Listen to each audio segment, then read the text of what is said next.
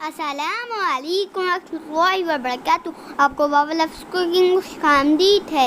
आज हम आपके लिए बहुत ही मज़ेदार चटनी की रेसिपी लेके आए हैं। ये है आलू बुखारे की चटनी, जो आम तौर पर शादियों और दावतों पे खास तौर पे बनाई जाती है। ये बनाने में जितनी आसान होती है, खाने में उतनी ही लजीज लगती है और इसके इंग्रेडिएंट्स भी बहुत आसानी से तैयार हो जाते हैं। आलू बुखारे की चटनी के लिए काले आलू बुखारे इस्तेमाल नहीं होंगे, बल्कि हमने ब्राउन वाले सूखे आलू बुखारे 250 ग्राम यानी 1 पाव ले ली है। 100 ग्राम के करीब हमने चीनी ले ली है। चीनी का ये रेशो हमेशा मुनासिब रहता है। यहाँ पे हमने 2 चुटकी हल्दी का रंग और 1 चुटकी लाल फूड कलर ले लिया है।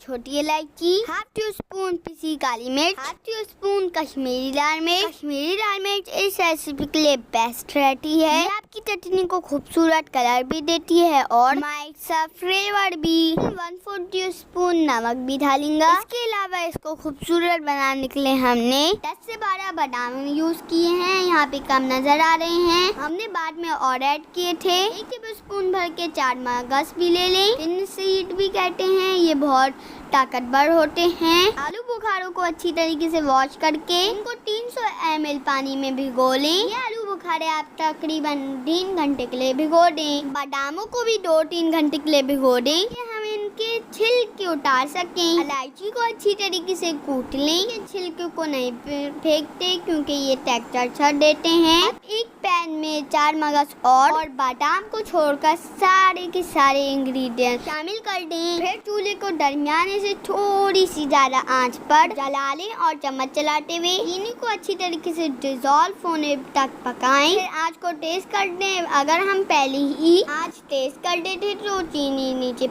से पकने लग जाती। बीच में चम्मच चलाते रहें और हीरा गाढ़ा होने तक इसे पकाएं। ये तकरीबन 15 मिनट में बन जाएगी इंशाअल्लाह। किनारों पे ऐसे डांस वाले बबल बनने लगे तो ये आपकी निशानी है कि आपकी चटनी तैयार है। अब चूल्हा बंद होने दें और इसमें खत्म होने के बाद 4 मगज और बादाम शामिल कर दें। मगर चटनी अभी थोड़ी सी गर्म होनी चाहिए। अब चम्मच चला के इन्हें अच्छी तरीके से मिक्स कर लें। ट्रेडिशनली ये चांदी के वर्क से सजाई जाती है, मगर ये टोटली ऑप्शनल है। अगर आपकी मर्जी चाहे तो सजाएं, मगर बाबा हमेशा कहते हैं कि खाना पहले आंखों से खाया जाता है। इस रेसिपी को जरूर ट्राई करें और हमें दुआ में याद रखें। अगर आपको वीडियो पसंद आई तो वीडियो को लाइक करें, चैनल सब्सक्राइब करें और कमेंट बॉक्स में जरूर बताएं। देखने के लिए जज़ाकल्लाह खैर।